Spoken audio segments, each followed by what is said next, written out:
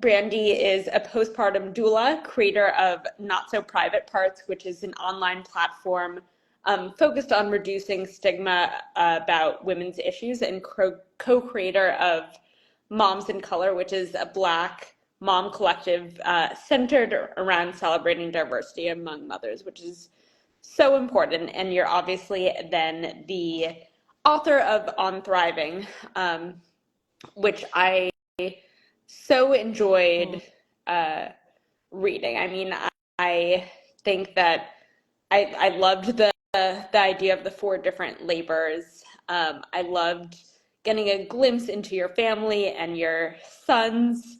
You know, as a fellow plant lover, I loved the plant analogies.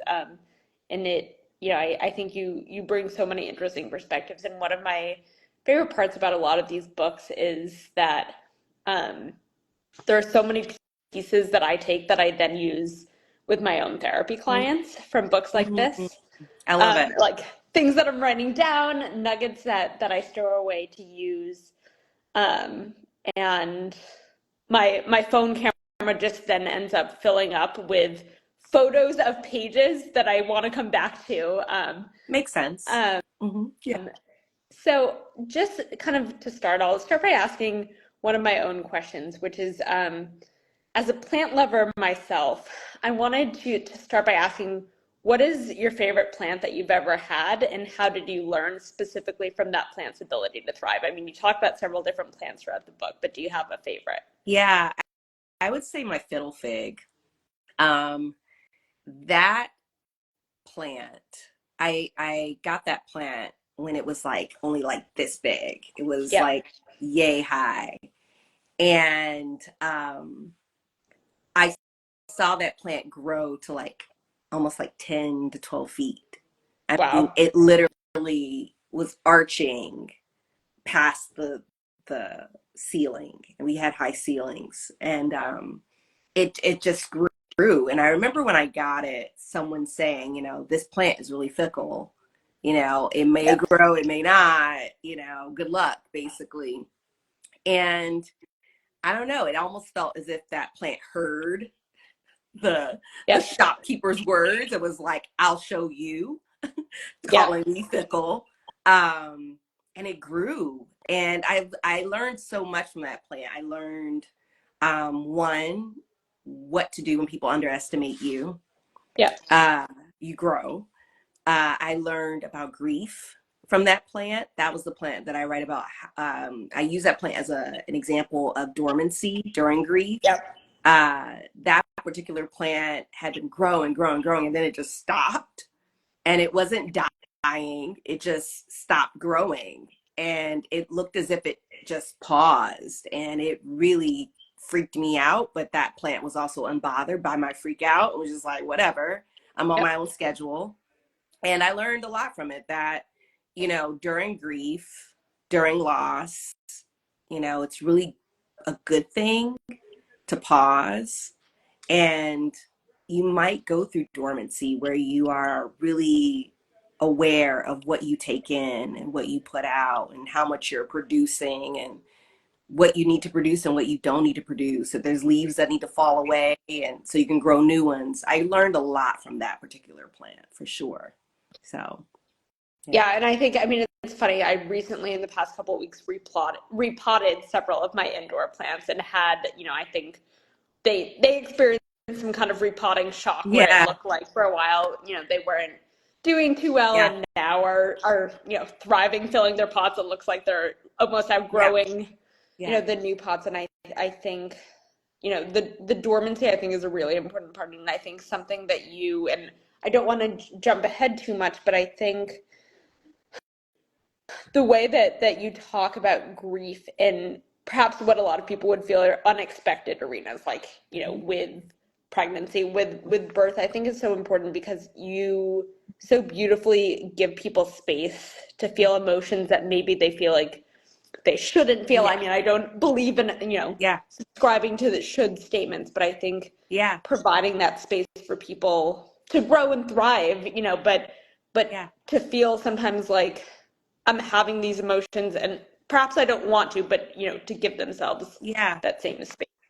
Yeah, well, it's important. I mean, I really wanted to put the whole conversation of pregnancy in there because for that very reason, because a lot of times when you're pregnant and you have a baby or, and it doesn't have to be a physical baby. I even say that, Right. it could be you're giving birth to something that you've wanted for so very long. And everyone feels as if you should just be so happy and so blissed out. And you are for the most part, but there are oftentimes things that we lose in the process of gaining certain things, and it's okay. I think it's part of it, and it's okay to have conflicting feelings with both, like the idea that, man, I'm so excited, I feel so blissed out, and also I feel buried alive by all of this that's happening right now, Yeah. And so I really wanted to include both of those things into the conversation. Yep. And there's several questions that people wrote about grief and about motherhood and about the bridge to and I guess I was gonna wait for them for later, but because we're talking about it now, I'll jump into it. So Yeah. one person wrote in saying, I loved the section on the bridge of and. I recently had a family member pass away who was sick for a while. I'm grieving deeply and simultaneously feel some relief about not having to wonder when I would get the phone call with the news. Allowing for the and feels very reassuring, but the guilt sometimes speaks louder than the relief. How do I reconcile this? I mean, it's like I said in the book, it's holding space for both. Yeah. It's literally granting yourself the permission to feel the sadness of it, the heartbreak of it, and the relief that there's a portion of it that you've now experienced, and that you're going to be okay with it. It's the holding of both. I think we wrestle, or we feel this conflict when we wrestle with it, and we feel like, oh, well, I can't possibly feel both things, and actually you can. And if we're honest, I mean, there's very few things that we experience in this life where we feel only one feeling. Usually it's a lot of feelings. Yeah. I'm excited about my son going off to college in a few months, and I'm also nervous, and I'm also a little anxious about the logistics of packing him up and moving him out. Like, that is so weird. Like, he's 6'1", but he's still my baby. It's so weird.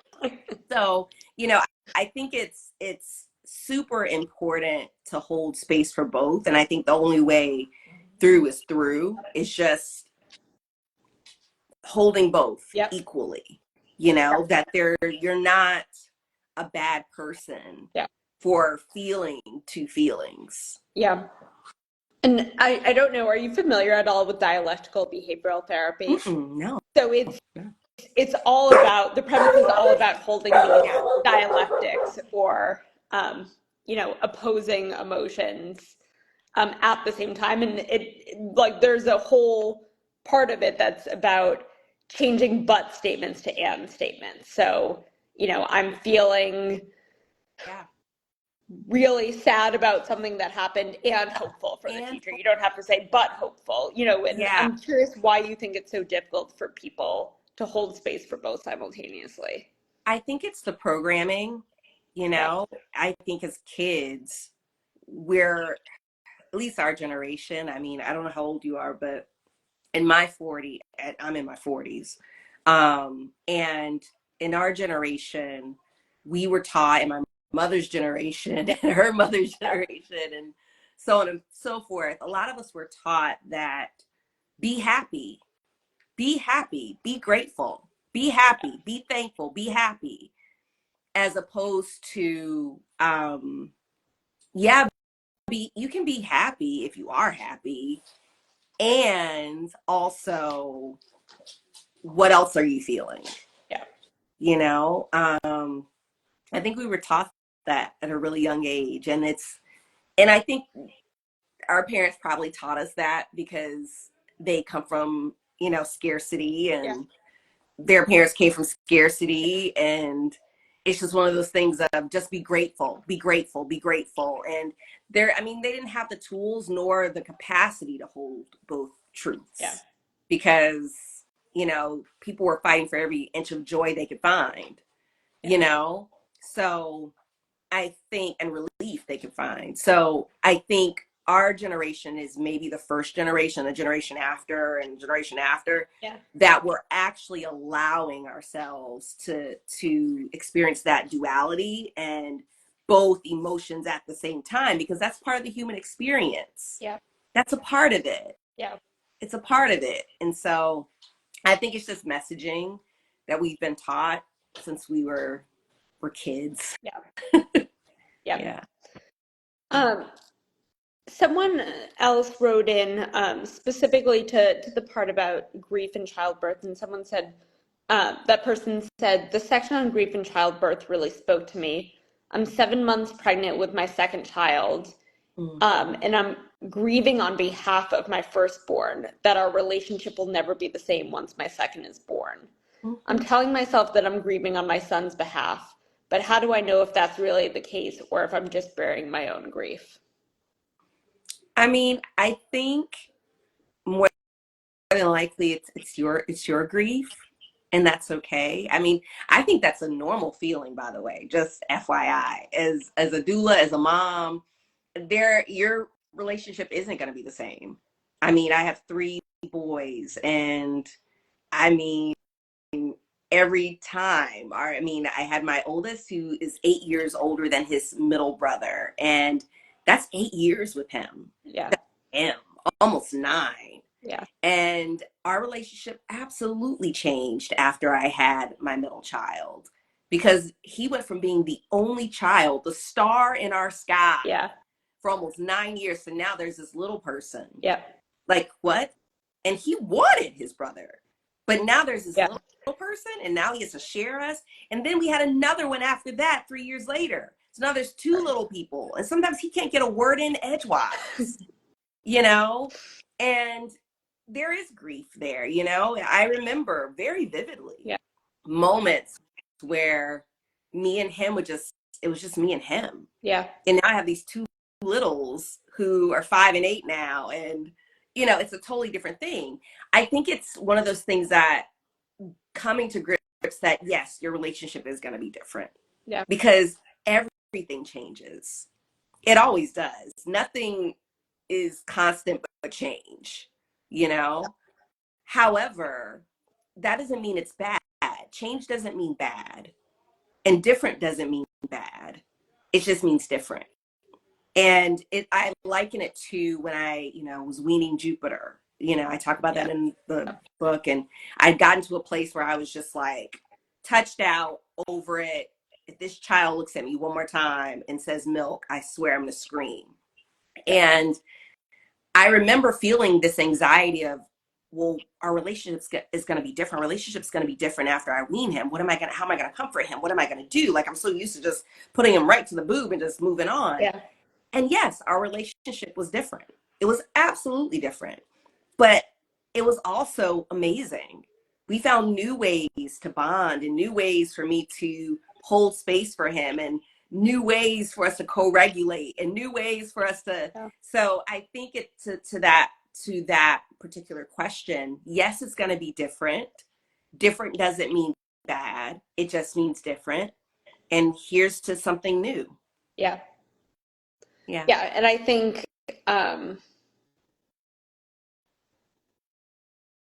think people are so adverse to the idea of change because change is the unknown, and that can totally be unknown and scary. But I think that the more we accept the change, right? That I think the acceptance is the key to it. That I think whether it be difficult, conflicting emotions, or whether it be acknowledging that change is coming, the inability to accept is perhaps what holds people back and leads them to feel like I shouldn't be feeling this, or this is wrong. And I imagine and you're much more immersed in it than I am, but I think Yeah. the world of motherhood and pregnancy, there's so many people There's a telling lot of shoulds. people, yeah. A lot of shoulds and should nots, and it's like the phrase "stop shooting on yourself." Yep. Like a lot of shoulds, and like I said, my generation. When I say our, I mean my generation. But my generation, I feel like we're kind of breaking out of that, and then the Yeah. generation after. But before me, it's a lot of shoulds, and a lot of us bear the weight of that. And it's allowing ourselves to feel all of it Yeah. and break those patterns. Yep. Yeah. A few people wrote in about the idea that they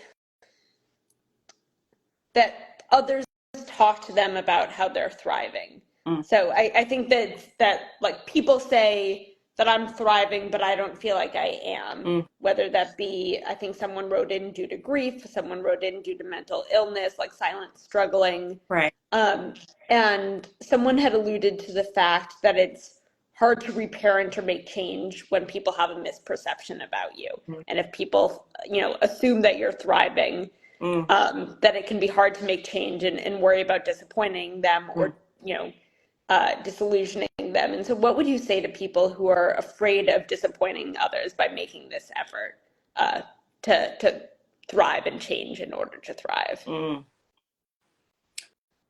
One, I would say, what people think of you is none of your business. Yeah. I think it's important for us to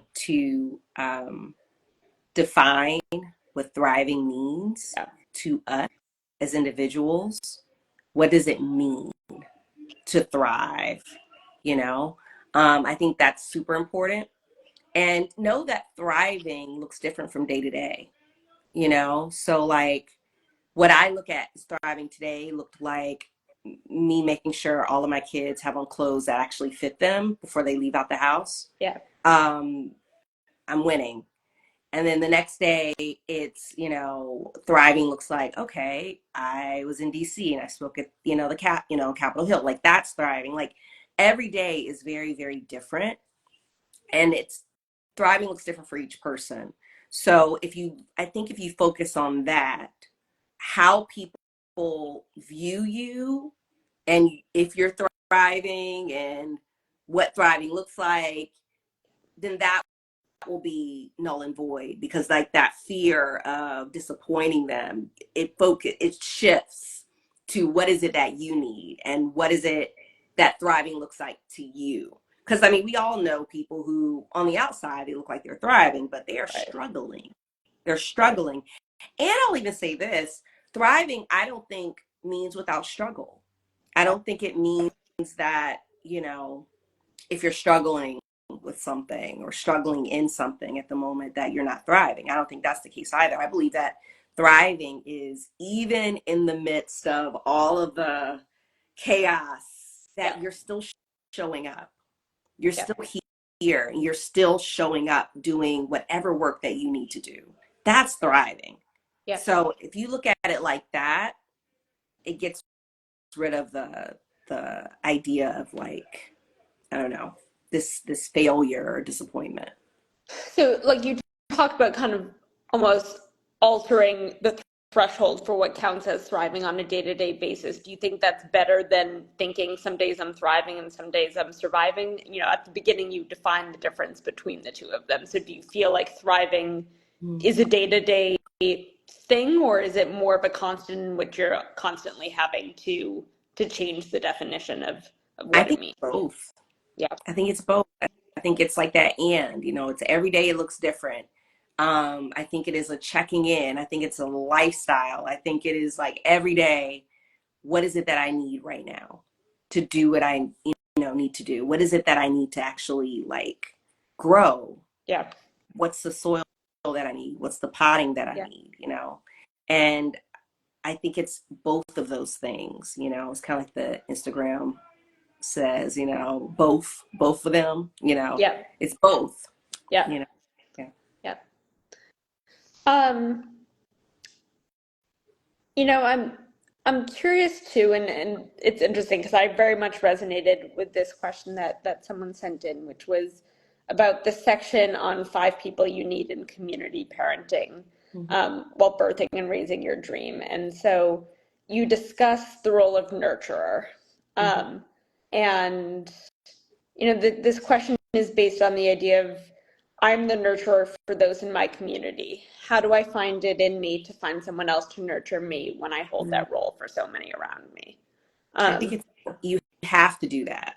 Like, it's imperative. And, what I found is that people who are nurturers oftentimes find it hard to ask for nurturing. Yeah. We find it very, very hard to ask for someone to nurture us. And that sucks, because what ends up happening is that you end up depleted and exhausted and tired, and everyone else has their needs met. Yeah. So I would challenge that person who asked that question, who's a nurturer, to everyone else. Find your person. Ask for help. Ask for what you need. Because there's someone, because I really believe that like attract like. Yeah. There's someone in your circle that can possibly pour into you and nurture your dreams. There's someone in there. A lot of times what we have to do is get over the asking.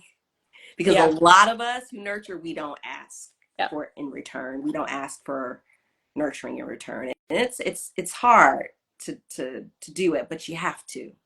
So that way you're not depleted and exhausted and just, And so what is the point then in which, should we all have these 5 people in mind so that when we need to do the reparenting, we need to do the work, we already have these people, picked out, or we already have the hole puncher starting to punch the holes? Or, is it more on a situation to situation basis in which someone realizes that they're struggling, that they need the reparenting, and then they do the work to find these people in their life? I think a lot of us already have them. We just haven't identified them. Yeah. Like if I were to ask you, who's your hole puncher? Yeah. That person who can punch holes in the thing, but they do it in such a loving way. Yeah. And they do it in such a mindful way. Who's that person? I guarantee you, if you gave yourself a second, you could probably think of who it is. Or who's your accountant, the person that's going to hold you accountable. Who's that person that's going to hold you accountable in love? Who's that person who's the healthy distractor? Yep. Who sends you the memes at like 10 a.m. and they're just like or 10 p.m. and they're so ridiculous and so like unhinged, but they are the healthy distraction that you need. More than likely, we already have those people in our lives. I think it's important just to have those people, in this life. Whether you're birthing a dream, whether you're struggling, whether you're in the midst of wanting to get on the path to thriving, whatever it is, I think it's important to have those people because, and like I said, more than likely, we already have them. We just have to like identify them. Yeah. What? And so do you find that on the times that you've lent on these people, in different dreams that you're birthing, do you have utilize the same 5 people again and again, or do you think specific to this dream that I'm birthing, who do I need to punch the holes? Yeah, I think it depends. If you're birthing a dream, the hole puncher, or if you're starting I don't know, a doggy daycare. Yeah. The hole puncher for that may be different than the hole puncher if you are looking to birth, a clothing line. That might be different. It may look different. If you're wanting to look into, really cultivating and maintaining your mental health, the accountant may look different than if you're trying to start a business or whatever. Or it may be the same. Right. It actually may be the same because the person, a lot of times, who is that person that just holds you accountable, they are like that with everything. Yeah. For the most part. So it just really depends. And I think it's at the person's discretion to really look in like, okay, who's my person for this? Yeah. Like, is this person the person that can really hold me to task? I will say that there are certain roles I do believe that are cross, like they spread across in whatever genre, because that's just that person's gifting. Yeah. Um, So but can you yeah, have someone hold multiple roles at once? Like, can you have someone be the hole puncher and the accountant? I mean, could, you could. I will say that the person who is the accountant oftentimes is a good Yeah. hole puncher. They Yeah. usually are. Um, I'll even say the nurturer oftentimes possesses that intuitive nature of also being the healthy distractor. Yeah. Those two Yeah. usually, because they just know what you need. Right. They know what you need. Right. So, I mean, definitely. I mean, it could totally, people could pull double duty, you know? Like I said, you probably already know who these people are. A lot of times we just have to get through the asking, you know, Yeah. hey, you know, and it doesn't have to be formal, like, will you be my, but just like, Yeah. hey, you know, I'm thinking of this thing and I really would love for you to hold me accountable. Or, you know what? I am open to, you know, healthy criticism, you know, punch holes, Yeah. you know, have that person, you know, who's the nurturer. Hey, you know, sometimes I do not eat when I am in work mode. Can you make sure that you just like text me and make sure that I'm eating Yep. and that I'm nourishing myself? Can you like, and people, you know, what I found, people want to be helpful. Yeah. I really believe that people who care about you, they want to help and they want to love on you. And a lot of times people find it just as an honor when we ask them to show up for us in this way.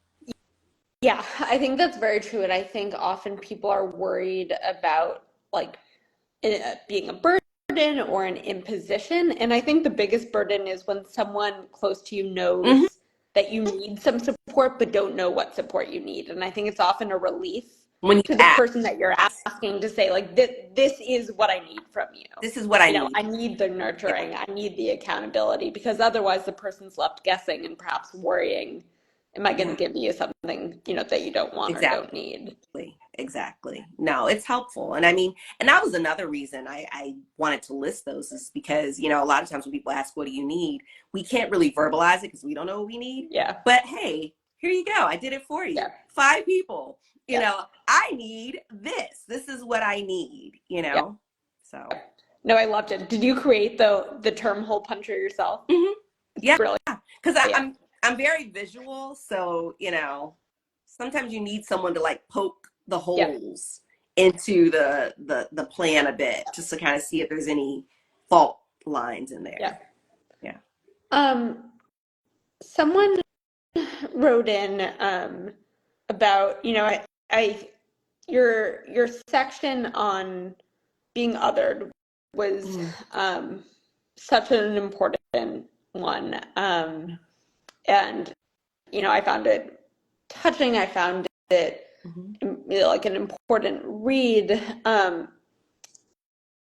You talk a lot about being othered within greater communities. And so, because of that, I found that this specific question particularly interesting, which was, do you have advice on how to stop striving for perfection while being othered in interracial or interfaith relationships? Mm. I I will say this, you know, if you know, because I talk about how I've moved through spaces where I'm the only, Yeah.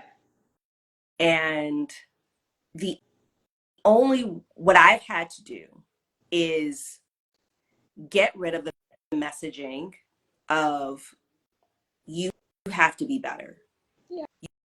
You have to be better than them. You have to be smarter. You have to be faster. You have to, all this perfectionism that we have when we are the only in spaces, you know. Yeah. And I had to dismantle that bit by bit, brick by brick, and really get to the core of, this doesn't serve me. It actually exhausts me, and it Yeah. makes me tired. And I can't show up as all that I'm supposed to be if I'm exhausted and depleted and tired. Yeah. So I would say to the person asking that question, who's in spaces where they are the only, is to take care, listen to yourself, listen to your voice. Because what I found is people who are more in marginalized groups, we oftentimes question ourselves so much. Yeah. As women, we question ourselves so Yeah. much. As POC, we careful, our question ourselves so much. Queer, LGBTQ, trans, like different abilities, disabled, like you Yeah. question yourself so much. Yeah. You question if you saw things right, if you heard it right. Did they really say Yeah. that to me? Did they really say that? Did they really behave that way toward me? Like, you question yourself so much, and you begin to wonder if what you're seeing, hearing, feeling is right. And one of the biggest gifts that I've given to myself is to affirm myself and Yeah. say, no, you heard that right. You're not crazy. You heard that right. You have 2 working ears. Yeah. You heard that right. You're blessed to have 2 working eyes. Yeah. Saw that right. And your heart works well too. You felt that. And that didn't feel good. Yeah. So affirming myself is the biggest gift that I can give myself, because what I found in this world is that people are very, very slow to do that when you're in the margins. Yeah. They're very slow to do that, to give you the benefit of the doubt, to give you the grace, to give you any of that. So you have to give it to yourself. And that's what I would say to them is listen to yourself, give yourself the gift of affirmation. When you see something that doesn't feel right, doesn't seem right, doesn't sound right, say something. You heard it right. This is me affirming you. You heard it right. Yeah. And so and what's beautiful is this, what I've learned is, I'm one of those people that I'm usually what I've been Yeah. before. I've changed quite a bit. What I've been before is very, very slow to speak on things, like, because I don't want to be misunderstood and I don't want to be, but what I've learned is people who are hell-bent on misunderstanding you, they're hell-bent on misunderstanding you anyways. Yeah. And I'll even say that while there are certain people that need to edit themselves, they need to edit before they say things, they need to like run it through the filter and then they can say it. I'm actually not one of those people. And if I'm honest with myself, I have more instances where I regret what I didn't say than what I did say. I have more of those instances. And what I've learned is that if by chance I misspeak, or you know what, I wish I could have said that differently. I'm human and I can go back and say, you know what, I'm so sorry. This is what I meant to say. Yeah. I can do that. But what happens is a lot of times people in the margins, we don't give ourselves that grace. We have to get it right the first time. And therefore, like a lot of what we could say gets muffled and muzzled, I should say, So that's what I've learned is, affirm yourself, because no one's else is gonna do it for you. And say what you need to say. Yeah. And if by chance you say it wrong, guess what? You're human. You can come back and say, I'm so sorry. Let me do that over. And it's okay. It's okay. People who hold space for your humanity, those are your people. Those are the people Yeah. that you want around you. Folks who you got one chance and one chance only, those might not be your people, Yeah. And so I guess I'm curious, like for someone who Mm-hmm. is part of a marginalized Yeah. population, and feels, I don't want to say that they're the representation for the people they know, because you talk so gracefully about, the risk and propensity for people to think of, oh, this is a representation. But I think that's probably where a lot of the striving for perfectionism comes from, is feeling like I need to create a positive impression. How can people set those boundaries for people close to them, feeling like I do want you to have a positive impression, but I'm going to set a boundary and not be the person who educates you, or the person who shows you what everyone in my community is from. By doing just that, because no one, you are not the representation for every single your particular group. You're just not. You are you. And while being woman, being Black, being a mother, being those things are a huge part of my core identity and what I identify with. I also know that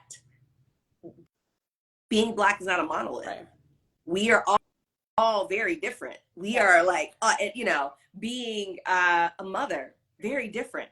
Being woman, very different. Being queer, very different. Being all very different, And so for people who want to put people in boxes of, this is who you are, therefore you have to represent this one group, you have to do it with so much perfection, that is just not, it's not the way.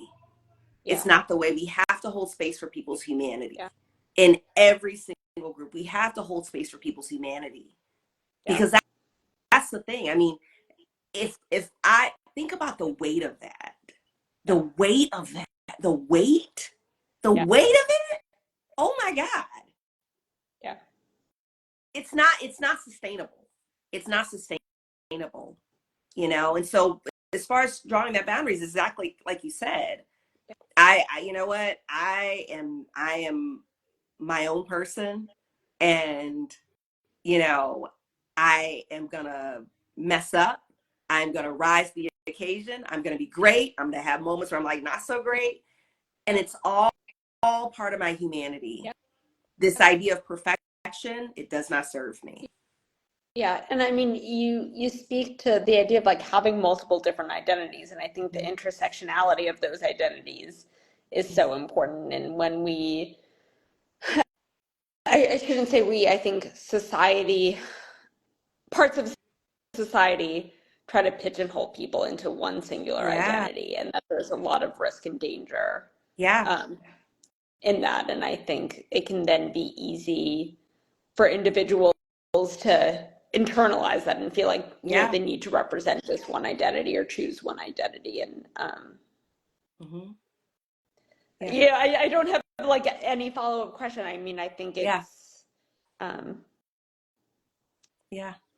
what people often frame as a desire to learn, which might genuinely be a desire to learn. They don't realize that they're inadvertently perpetuating pressure, stereotypes, marginalization. I mean, it's too much. It's too much for people to carry. And that's something that, I don't know.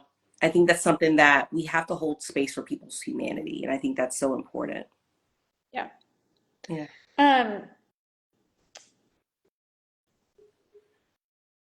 I guess just one question that someone asked, and you just touch on it briefly in the book, is about postpartum anxiety. So someone wrote in saying, "Thank you for talking about postpartum anxiety. I think people focus way more on postpartum depression than on anxiety. What tips do you have to recognize postpartum anxiety and separate it from general nerves of parenting, particularly before it becomes impairing?" I would say, when you feel like,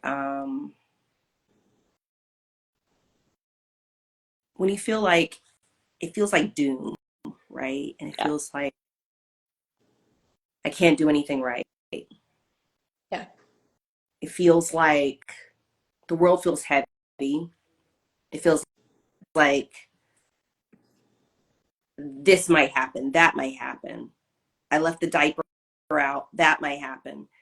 And it's starting to feel like the thoughts running in your head are overwhelming just your thoughts. Yeah. And yeah, we as parents, we have this like thing like, okay, there's a new baby, what do I do with it? But it's a little different with, I think, postpartum anxiety. It feels like, I don't know, it feels like one of those things that it's just like a runaway train. Yeah. And that right there, I wanted to make sure that people didn't feel alone because I didn't know till after the fact. Yeah. And that sucked. I didn't know that all of those feelings that I was feeling was postpartum anxiety. Yeah. Why do you think it is that it's not talked about? Mm. Um, either as commonly as postpartum depression, but I feel like even there's not enough space out there for people to talk about postpartum depression, um, generally. And I don't know if you agree. I mean, you're, so much more immersed in this world, but do you think that that's true? And if so, why do you think that is? Um, I think a lot of times, I mean, it's the whole system, right? Like, I mean, I was watching this thing where with new moms, they see you like at 6 weeks. Yeah. OBGYN sees you at 6 weeks. But the baby, they see you in 24 hours and they see you in like, a Yeah. week, the week that you're born, and then they see you at 3 weeks and they see you at 4. And it's Yeah. like all this focus on the baby, but there's not a lot of focus on the person who gave birth to the baby. Like Yeah. there's no focus on that. And so a lot of us don't even know what to look out for. We hear about postpartum depression, Yeah. hear about that, and that looks like the baby blues, but like exaggerated, and you can't get out of bed, and you don't feel a connection with your baby. Anxiety, I think the reason why we can't really identify that is because it looks like nerves. It looks like obsessive love, right? Yeah.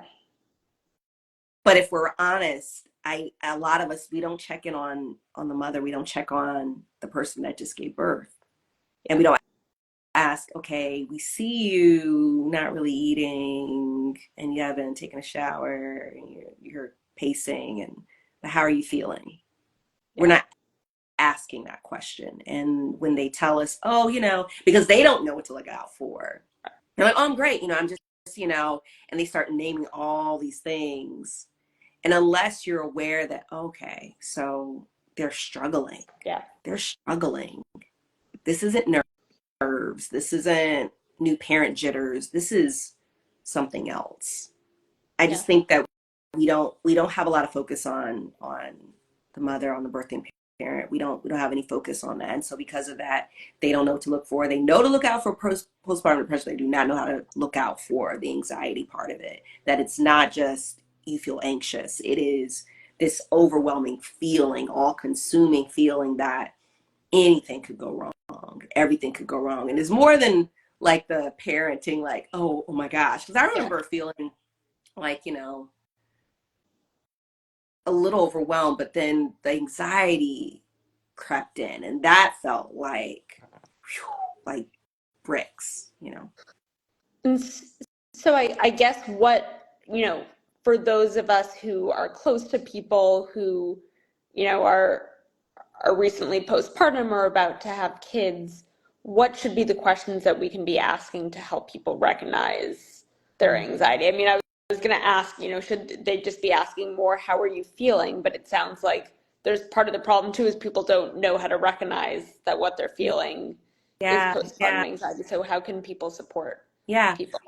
I mean, people could just ask, what are some of your thoughts? Yeah. What's something that you think about every day?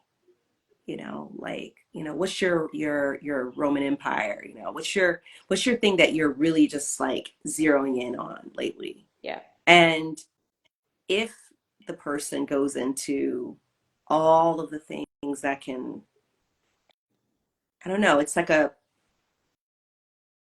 it's hard to, it's one of those things like I feel like if people ask more so specific questions like that, Yeah. like, what are you thinking? When was the last time you ate? Yeah. Are you, how are you holding up? Yep. If they're like, oh, I'm tired. Okay, well, a lot of people are tired, but Right. how are you sleeping? How many hours did you get? Like specific questions, not how are you sleeping? Because I can tell you now, most parents, they're not sleeping well. I have a 5-year-old. I don't sleep well because I have a 5-year-old. But how many hours of sleep are you getting? Is that normal? Like, do you usually get only like 4 hours? Yeah. Oh, and the baby wasn't sleeping. It was they. I mean, they were sleeping. You were just up with your thoughts. Okay, what were you Right. thinking about? What were some Yeah. of the things that you were thinking about? Yeah. Yeah. And I wonder too if there's not enough space for mothers to be able to express that they're not feeling okay. So when someone says, "How are you feeling?" if some new mothers or, postpartum Yeah. mothers feel a pressure to seem like they have it all together, like they know they can talk about lack of sleep because, Hmm. you know, no babies are sleeping, but they don't feel like they necessarily have the space to say it's not Right. okay. And that's, where bridging, the bridge of the and is important Yeah. is I'm, thrilled to have this newborn and my thoughts are racing Yeah. and I feel like I can't handle this, and Yeah. um, that a question of how are you doing is perhaps like what you're saying. It's not specific enough and isn't allowing the space for people to say this is really hard. Yeah. Yeah. I think being specific, because I mean, everyone, I feel like after you have a baby, it's like, oh my gosh, this is a lot. Yeah. But there are levels Yeah. to this a lotness. There's Yep. levels to it. And asking the hard questions, ask the hard questions of, what does a lot look like for you? Yep. Yeah. I was going to wrap up. I saw someone just wrote in a question in the live chat, which is a relatively broad question, but wanted to know your thoughts about how you feel about breastfeeding. I mean, I love breastfeeding. I breastfed two of my boys long term, like until like, geez Louise, I felt like they were 4 years old. The oldest I breastfed for like a week. I was much younger then, um, so that had a lot to do with it. Yeah. And this was 2006, so there were no like people who were like, there was no Instagram, like Yeah. if I had questions or anything like that. But I think it's a matter though of what you can do. Yeah. Support is everything. I can tell you now, support is everything. How supported I felt with my other ones,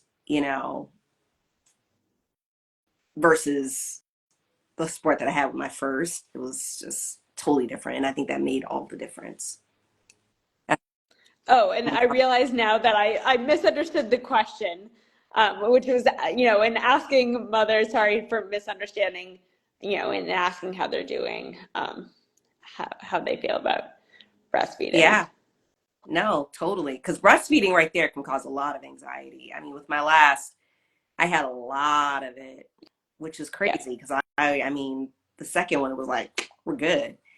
Third one, he had a tongue tie, lip tie, and I was doing triple feedings. If you don't know what that is, Google it. It's intense.